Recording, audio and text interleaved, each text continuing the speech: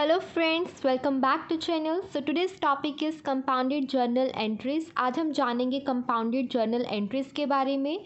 So without wasting any time, let's start the topic. It refers to all those journal entries where instead of passing separate entries, only one entry is passed for all such transactions that are relating to a particular account and take place on the same date. देखो guys, सीधी सी बात है जो आपको याद रखनी है वो ये कि जर्नल एंट्रीज़ क्या होती हैं. आई होप सो वो सबको क्लियर है. बिज़नेस में किसी भी तरह की कोई भी अगर फाइनेंशियल ट्रांजैक्शन होती है तो उसको फर्स्ट टाइम के लिए जर्नल में रिकॉर्ड किया जाता है based on the principles of double entry system. ठीक है, वो हो गई जर्नल एंट्रीज़. अब कंपाउंडेड जर्नल एंट्रीज़ वो जर्नल एंट्रीज़ होती हैं जहाँ पर कोई दो ट्रांजैक्शंस सेम डेट पर टेक प्लेस हो रही होती हैं और सेम अकाउंट को, एक पर्टिकुलर अकाउंट को अफेक्ट कर रही होती हैं. तो उन ट्रांजैक्शंस के रिगार्डिंग हम क्या करते हैं, instead of passing separate entries हम एक सिंगल एंट्री पास करते हैं जिसे कंपाउंडेड जर्नल एंट्री बोला जाता है. ठीक है, उसे हम बोलते हैं कंपाउंडेड जर्नल एंट्रीज. ये आपको एक ज़्यादा अच्छे से क्लियर पिक्चर मिलेगी अगर आप इसका एग्जाम्पल ध्यान से समझोगे. So let's see the example of compounded journal entry. Example क्या है, on 12th of September ₹2000 are paid for salaries and ₹3000 for rent. तो इसकी एंट्री क्या होगी. यहाँ पर अगर आपने ध्यान देखा होगा क्या है यहाँ पर लिखा हुआ कि 12 सितंबर को ये दोनों ट्रांजैक्शंस टेक प्लेस हुई है बिज़नेस में. 2000 का सैलरी पे किया है बिज़नेस ने और 3000 का रेंट.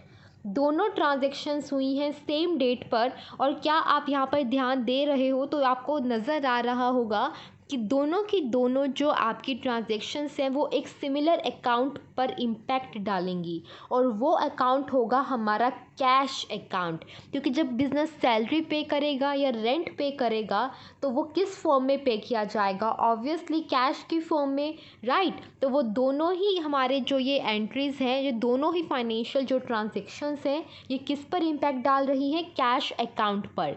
तो इस तरह से जहाँ पर हमारी दो कंडीशन सेटिस्फाई हो रही होती हैं कि दोनों ट्रांजैक्शन सेम डेट पर टेक प्लेस हो रही हो और दोनों ट्रांजैक्शंस एक सिमिलर अकाउंट पर इम्पैक्ट डाल रही हो, तो उस केस में हम instead of passing separate entries हम एक सिंगल एंट्री पास कर सकते हैं. जैसे कि इस एग्जांपल में instead of passing the entries like salary account debit to cash account and then फिर दूसरी एंट्री पास करने की बजाय कि rent account debit to cash account, हम क्या करेंगे, हम दोनों को कंपाउंड कर देंगे और कुछ इस तरह से अपनी एंट्री को पास करेंगे.